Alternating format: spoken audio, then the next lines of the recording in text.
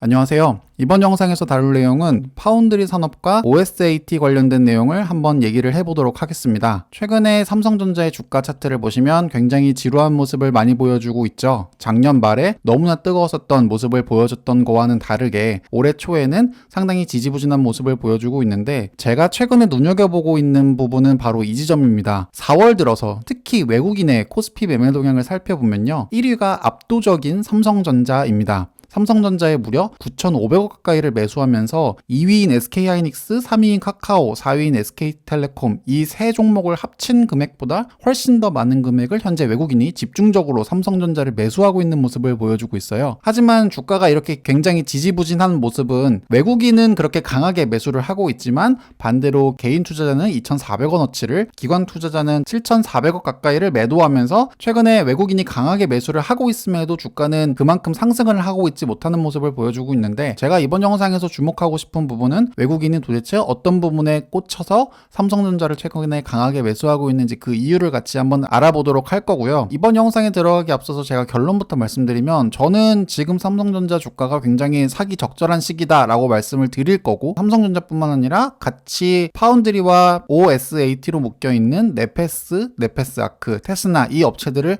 같이 한번 주목해 볼 필요가 있다라고 말씀을 드리고 싶어요. 그리고 이번 영상에서는 왜 우리가 그 종목들을 주목해 봐야 하는지 그 이유를 천천히 알아보려 하니까요. 궁금하신 분들은 이번 영상 끝까지 시청해 주시면 대단히 감사하겠고요. 만약에 시간이 없으시고 바쁘셔서 영상을 끝까지 다 못 보시고 핵심만 알고 싶다라고 하신다면, 저는 핵심은 삼성전자, 그리고 네페스, 네페스아크, 테스나 이와 같은 업체들을 서서히 매수해야 되는 시기가 지금 현재 다가오고 있다라고 생각한다는 점 참고하시면 좋을 것 같습니다.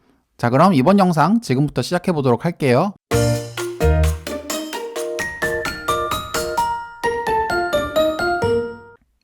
이번 영상도 어김없이 세 가지 분야로 나눠서 설명을 드릴 거예요. 첫 번째는 우리가 파운드리 산업을 살펴보기 전에 우리가 꼭 지켜봐야 하는 세 가지 과거 히스토리를 같이 한번 살펴볼 겁니다. 그리고 그 세 가지 히스토리의 공통점은, 결국의 핵심은 파운드리는 앞으로 더 커질 수밖에 없다라는 말씀을 드릴 거고, 그러면 파운드리가 커진다라는 것은 사실 OSAT 업체도 같이 커진다라는 것을 의미하기 때문에 이 순서대로 이번 영상을 설명드릴 겁니다. 자, 그럼 먼저 우리가 살펴봐야 하는 세 가지 사례가 어떤 건지 같이 한번 알아보도록 할게요.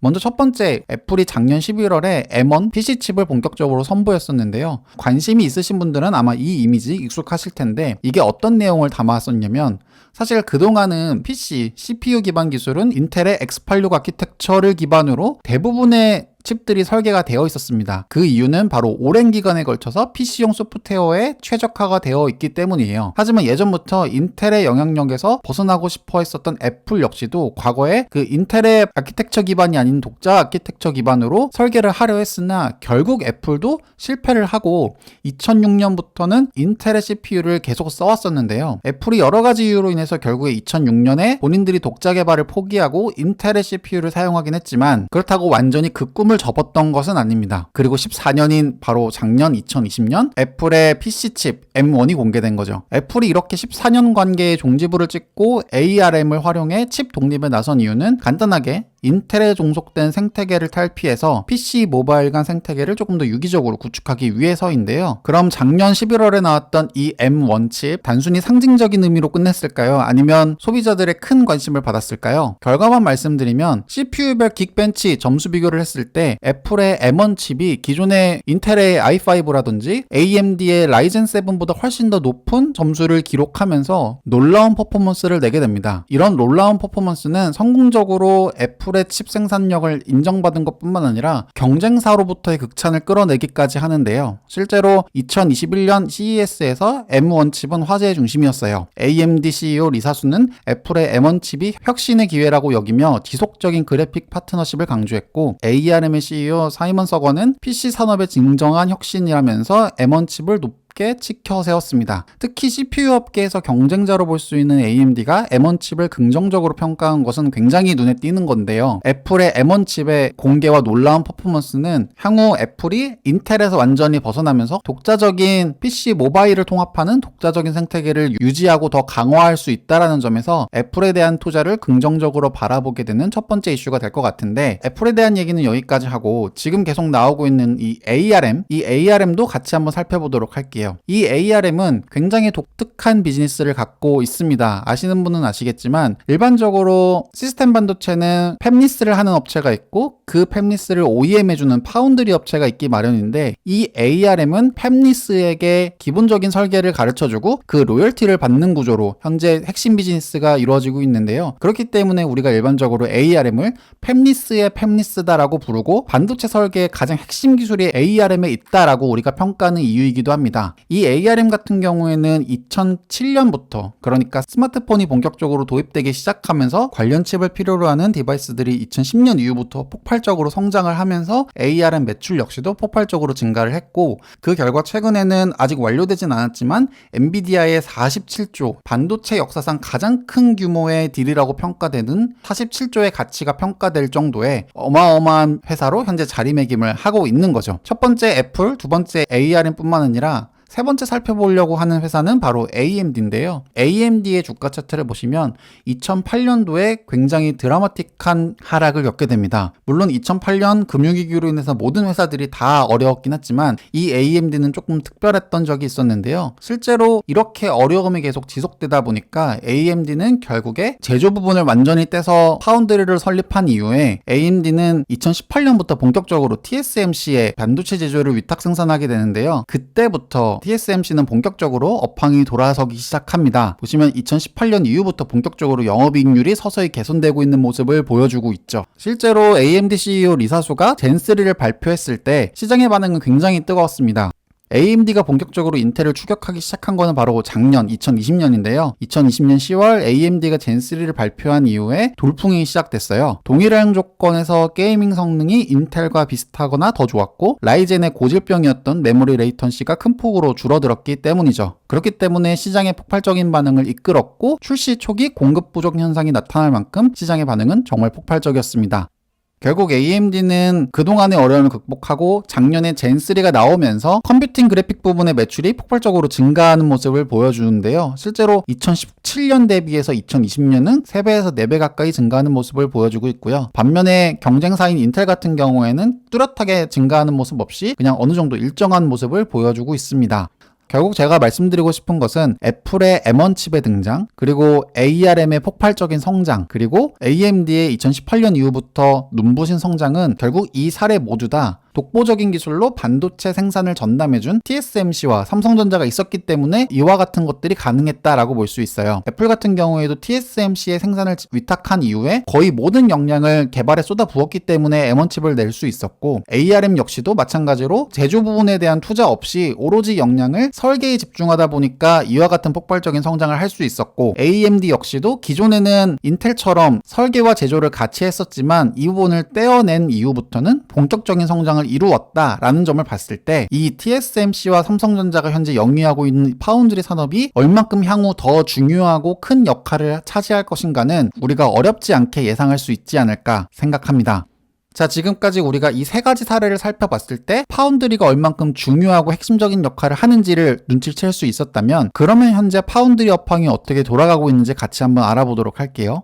2021년 제일 많이 듣는 키워드 반도체 부분의 공급 부족이에요. 글로벌 반도체 공급 부족이 현재 4월까지도 꾸준하게 이어지고 있고요. 좀 비관적으로 보시는 분들은 내년 말까지도 계속 지속될 것이다 라고 현재 전망을 하고 있어요. 그리고 최근에 자동차 업체, 특히 이제 현대자동차 주가가 생각보다 많이 부진한 이유 역시도 반도체 품귀로 인해서 이제 아이오닉뿐만 아니라 그랜저도 생산이 중단될 만큼 완성차 생산에 차질을 겪고 있다 보니까 관련돼서 매출 하락을 예상하는 분들이 많아지고 이에 따라서 주가도 더 탄력을 받고 있지 못하는 상황인데요. 반대로 반도체 공급 부족이 계속 지속되는 만큼 반대로 파운드리 쪽에서는 강한 호재로 인식될 수 있습니다. 실제로 TSMC 같은 경우에는 최근 들어서 반도체 공급 부족이 계속되다 보니까 가격을 30%까지 올리면서 극단적으로 이익 극대화를 하고 있는 상황이고 단순히 가격만 올리는 것이 아니라 기존에는 반도체를 대량 주문하면 할인해 주는 것들이 있었는데 이제 그 할인도 못 해주겠다라고 선언을 한 상황입니다. 즉 모든 걸 종합 종합해보면 예전에는 파운드리가 슈퍼 을이었었어요. 그러니까 애플이나 퀄컴, 엔비디아와 이와 같은 팹리스하는 업체들의 수주를 따오기 위해서 파운드리 업체들이 굉장히 저자세로 노력을 많이 했다면 지금은 정반대 상황이 된 것이죠. 이렇게 가격을 급등해도 될 만큼, 그리고 그동안 해왔던 할인을 없애도 될 만큼 TSMC의 영향력은 점점 더 커지고 있다라고 볼 수 있고, TSMC의 영향력이 커진다라는 말은 파운드리 업계 2위인 삼성전자의 영향력도 같이 커진다라는 걸 의미합니다.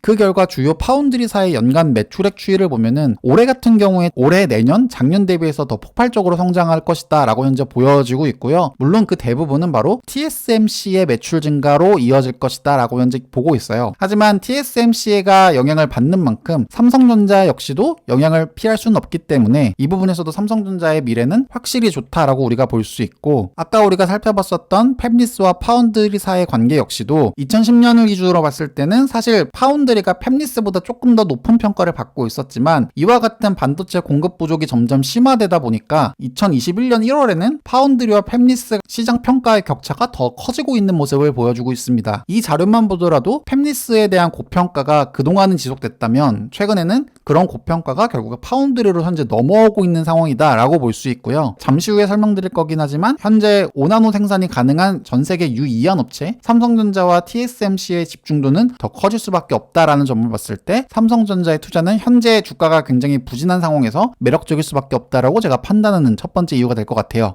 파운드리사의 캐펙스 규모 역시도 시장이 점점 커지면서 더 공격적으로 현재 투자가 되고 있습니다. 특히 2021년에 TSMC의 투자 규모가 굉장히 큰 폭으로 증가하는 것들을 우리가 볼 수 있는데요. 얼마 전에 나온 기사를 통해서도 TSMC가 3년간 1,000억 달러, 우리 돈으로 약 120조 가까운 엄청난 금액을 투자할 계획을 갖고 있다라는 걸 의미하고, 결국에 이 파운드리 산업은 더 공격적으로 성장한다라는 것을 감안한 투자 결정이지 않을까 생각을 합니다. 업계 1위인 TSMC가 무려 100조 원에 넘는 자금을 공격적으로 투자하는 이유, 아마 지금 현재 나노 공정이 어떻게 돌아가고 있는지를 살펴보면 될 텐데요. 2021년에 현재 5나노 공정이 가능한 업체는 글로벌로 2개, 바로 TSMC와 삼성전자입니다. 이 두 업체를 제외한 다른 업체들은 인텔 같은 경우에도 현재 10나노도 쟤네도 생산하지 못하고 있는 상황이고, 대부분의 업체들이 14나노 언더로 현재 진입을 못하고 있는 상황인데, 오로지 이 두 업체만이 5나노, 그리고 빠르면 내년 말부터는 3나노 공정도 들어간다라는 걸 봤을 때 이 두 업체 간의 초정밀 기술에 대한 투자가 더 공격적으로 이뤄지고 있다라고 우리가 볼 수 있는데요.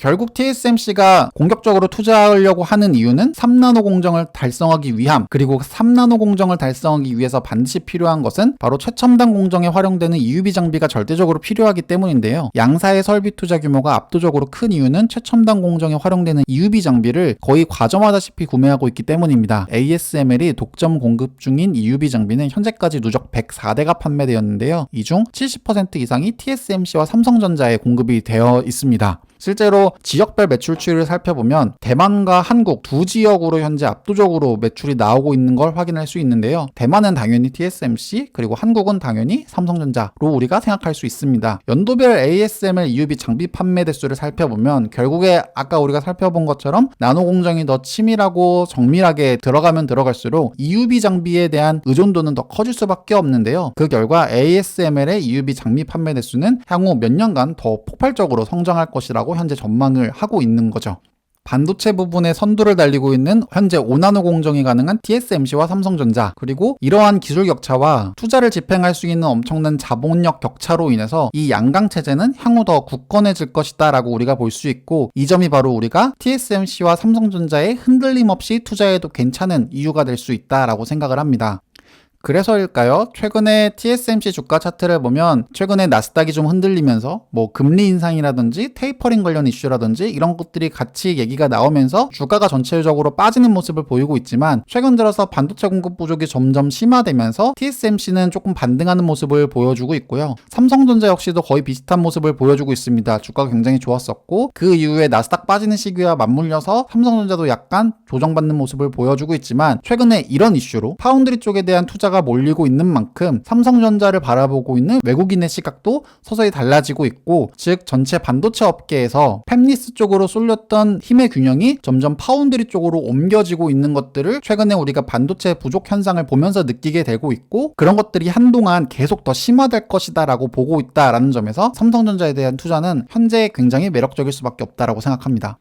자, 그럼 파운드리가 성장하면 우리가 같이 따라갈 수밖에 없는 게 바로 OSAT인데요. 이 부분 우리가 지금부터 같이 한번 살펴볼 겁니다. 반도체 산업 서플라이 체인을 살펴보면 보통 디램과 낸드에서 많이 하고 있는 IDM 방식이 있지만 우리가 일반적으로 파운드리 같은 경우에는 OSAT의 성장도 같이 따라갈 수밖에 없다라고 생각할 수 있는데요. 실제로 현대차증권에서 나온 레포트를 살펴보면 삼성전자의 비메모리 반도체 사업이 연평균 13%로 성장할 때 국내 OSAT 업체, 그러니까 대표 업체인 네페스, 테스나, 엘비콘 같은 경우에는 삼성의 비메모리 사업 성장률보다도 훨씬 더 큰 폭으로 성장할 것이다 라고 전망을 하고 있습니다. OSAT 업체를 크게 세 부분으로 나누면요. 네페스와 엘비세미콘, 테스나 이렇게 세 가지로 나눌 수 있는데요. 각각의 장점이 다 있습니다. 테스나 같은 경우에는 CIS와 SoC 쪽을 패키징 테스트한다라고 볼 수 있고 네페스 같은 경우에는 PMIC 반도체를 주로 후공정 처리하게 되는데요. 저는 이 세 종목이 다 매력적인 종목이라고 생각해요. 그리고 어느 종목을 살 것인가 라고 하는 건 정말 취향 차이라고 생각을 합니다. 그리고 이 세 업체가 결국에는 거의 비슷한 방향으로 흘러갈 것이기 때문에 굳이 세 업체 중에 어떤 종목이 제일 좋을 것인가는 예상하기 쉽지 않지만 결국 세 종목 다 비슷한 흐름을 보여줄 거라고 보고 있는데요. 먼저 우리는 네페스부터 한번 살펴보도록 하겠습니다. 이 PMIC 반도체가 무엇인지부터 같이 한번 알아보도록 할게요. 글로벌 PMIC 시장의 성장 추이를 살펴보면 2021년부터 본격적으로 많이 늘 것이다 라고 DB금융투자에서는 보고 있는데요. 그럼 도대체 이 PMIC 반도체가 무엇이냐 하면 우리가 쉽게 생각하면 배터리 관련된 반도체다 라고 생각하면 돼요. 이 부분이 최근에 어떤 변화를 갖고 있냐면 최근 들어서 전자기기들이 더 고사양화되고 더 많은 전력을 요구함에 따라서 PMIC 반도체 역시도 더 증가를 하게 됩니다. 실제로 갤럭시 S10에는 6개가 들어갔다면 최근에 나오는 갤럭시 S20 울트라 같은 경우에는 8개가 들어가는 상황이죠. 단순히 2개가 늘었다라고 보기보다는 거의 40% 정도 수량이 증가했다라고 보시는 게 더 적절한 이해다라고 볼 수 있습니다. 수량만 는 것이 아니라 가격까지 최근에 변화하고 있는데요. 갤럭시 S10 플러스 S였던 PMIC는 $7 정도의 거래가 됐다면 최근에 나오는 갤럭시 20 울트라 5G 모델 같은 경우에는 $9.5까지, 즉 수량의 증가뿐만 아니라 가격의 증가까지 이루어지고 있는 상황이에요. 왜 이렇게 바뀌는가 하면 아무래도 기기가 계속 발전하면 발전할수록 더 많은 배터리를 필요로 하고 그렇기 때문에 배터리 용량은 당연히 증가할 수밖에 없습니다. 우리가 갤럭시 S1에 나왔었던 배터리부터 작년에 나온 갤럭시 S20까지 살펴보면 꾸준하게 배터리 용량이 증가했다라는 걸 볼 수 있는데요. 결국 더 IT 디바이스가 고도화되면 고도화될수록 더 큰 배터리 용량을 요구할 수밖에 없다라고 한다면 결국 이쪽 산업은 더 커질 수밖에 없는 산업이다라고 우리가 생각하면 되고 PMIC 반도체에 대한 생산이 늘면 늘수록 그와 관련 패키징과 테스트를 담당하고 있는 네페스 그리고 네페스 아크는 더 수혜를 볼 수밖에 없습니다. 실제로 네페스 같은 경우에는 국내 유일하게 턴키 제조의 패키징과 테스트를 한 번에 해결할 수 있는 턴키 구조 공정을 갖고 있어요. 네페스 같은 경우에는 패키징과 조립에 특화가 되어 있고 네페스 아크 같은 경우에는 테스트에 현재 특화가 되어 있습니다. 이와 같이 턴키로 제조할 수 있다는 거는 고객사인 삼성전자 입장에서도 그냥 한 번에 믿고 맡기면 모든 후공정을 원스톱으로 처리할 수 있다는 점에서 네페스는 그만큼 고객사에게 매력적인 벤더로 어필할 수 있다는 것이 네페스와 네페스 아크가 갖고 있는 장점이 될 수 있고요. 단순히 구조적으로 턴키로 가능하다는 것뿐만 아니라 네페스에는 팬아웃 기술이 있어요. 특히 계열사인 네페스 라웨의 경우에는 국내 유일하게 팬아웃 PLP 양산 기술을 보유하고 있는데요. 글로벌로 팬아웃 양산 역량을 보유한 기업은 6개밖에 없습니다. 이 팬아웃 양산 기술이 얼마큼 대단한 기술인지 한번 살펴보면 과거 TSMC가 팬아웃 기술인 인포 패키징 방식을 기반으로 애플의 AP 칩을 단독으로 수주한 사례가 있어요. 그만큼 매력적인 기술이고 네페스 라웨도 국내 유일한 팬아웃 기술을 발판으로 물량 확대가 기대되고 있다는 점은 자연스럽게 턴키 제조업체 인 네페스 아크로도 이 테스트 물량 확대가 될 수밖에 없다라는 점은 이 팬아웃 기술이 있는가 없는가가 전체적으로 더 많은 수주를 끌어온다라는 점에서 굉장히 매력적인 부분이다라고 우리가 볼 수 있고요. 이 부분이 네페스와 네페스 아크가 향후 더 전망이 좋을 거다라고 보게 되는 이유가 됩니다. 실제로 팬아웃 기술의 성장 전망을 살펴보면 2019년 대비해서 2025년까지 매년 12% 이상씩 성장할 것이다라고 본다라는 점에서 분명한 매력이 있는 시장이다라고 우리가 생각할 수 있고요. 자, 그럼 PMIC가 어떤 부분인지 살펴봤다면 이제는 CIS를 살펴보려 합니다. CIS 같은 경우에는 삼성전자 비메모리 매출 중에 굉장히 큰 부분을 차지하고 있어요. 전체 파운드리가 당연히 넘버원이고 두 번째가 CIS인 만큼 삼성에서도 절대 포기할 수 없는 매력적인 부분인데요. 도대체 무엇이기 때문에 이렇게 매력적이냐? 바로 CIS는 우리의 눈이라고 생각할 수 있는 카메라 관련된 반도체이기 때문입니다. 최근에 카메라 관련 트렌드가 어떤가요? 스마트폰은 점점 더 카메라 탑재량이 늘어나고 있어요. 우리가 예전만 살펴보더라도 스마트폰에 전면에 카메라 하나, 후면에 카메라 하나 요 정도였다면 최근에 나오는 건 기본적으로 후면에 카메라가 3개에서 4개 정도 들어가고 전면에도 카메라가 한두 개 정도 들어가는 만큼 스마트폰의 대당 카메라 수, 이미지 센서 탑재량은 꾸준하게 증가하고 있는 상황이고 향후 더 늘어날 수밖에 없는 상황입니다. 자, 스마트폰만 이렇게 이미지 센서가 늘어나냐? 그렇지 않습니다. 어느 순간 거의 모든 차에 필수로 들어가고 있는 이 블랙박스 역시도 자동차의 이미지 센서 탑재량을 늘어나게 하는 결정적인 이유가 되고 있습니다. 즉 이런 것들이 이미지 센서의 수요 증가를 현재 이끌고 있고 이와 같은 증가는 바로 CIS 센서를 담당하고 있는 테스나에게 충분히 긍정적인 상황이다라고 우리가 생각할 수 있는데요. 글로벌 CIS 시장 추이 전망 역시도 그와 마찬가지로 굉장히 우호적으로 현재 예상이 되고 있고 매년 약 10% 이상은 성장할 수 있을 것이다라고 전망을 하고 있습니다. 특히 글로벌 CIS 시장 점유율을 살펴보면 아직 삼성전자가 글로벌 2위에 현재 랭크가 되어 있어요. 기본적으로 이미지 쪽에 강했던 소니가 아직도 절대적인 역할을 하고 있는데요. 이 부분에서 우리가 좀 주목해보고 있는 거는 삼성전자가 최근에 이 CIS 시장 점유율에 굉장히 민감하다라는 점이에요. 실제로 관련 기사를 살펴보더라도 삼성전자가 CIS 라인업을 공개하면서 소니를 잡겠다고 하는 메시지를 꾸준하게 내고 있고 뿐만 아니라 파운드리와 CIS 쪽에 대한 공격적인 투자를 계속 이어오고 있습니다. 그래서 TSMC와 소니를 한 번에 잡겠다라고 삼성전자가 굉장히 투자를 공격적으로 하고 있는 만큼 CIS에 대한 투자와 성장은 바로 테스나의 성장과 매출로 이어질 수 있다는 점에서 제가 바로 테스나에 대한 투자를 꾸준하게 이어오고 있는 점입니다. 자, 지금까지 우리가 살펴봤었던 세 가지 애플과 ARM, AMD의 사례를 살펴보면 결국 핵심은 파운드리 산업은 더 커질 수밖에 없다라는 점, 그리고 그 파운드리 산업이 더 커지면 커질수록 마찬가지로 그 후공정을 담당하고 있는 OSAT 업체도 커질 수밖에 없다라고 자연스럽게 흐름이 이어오게 되는데요. 저는 이런 이유로 인해서 네페스, 아크, 테스나, LB세미콘 이와 같은 OSAT 업체가 주가가 이유 없이 떨어졌을 때 정말 두려움 없이 저는 저가 매수할 생각을 갖고 있습니다. 그리고 하반기에 파운드리 쪽이 다시 한번 주목받을 수 있지 않을까 생각합니다. 그래서 이 영상을 종합해서 제 의견을 말씀드리면 저는 올해 하반기부터는 주가가 떨어지면 떨어질 때마다 관련된 업체를 꾸준하게 매수할 계획을 갖고 있고 여러분들도 이 영상 말고도 다른 많은 레포트와 영상을 찾아보시면서 관련된 산업을 조금 공부하시면 어떨까 추천드립니다. 이번 영상 여기까지입니다. 제 영상이 여러분의 투자에 많은 도움이 되었으면 좋겠습니다. 시청해주셔서 대단히 감사합니다.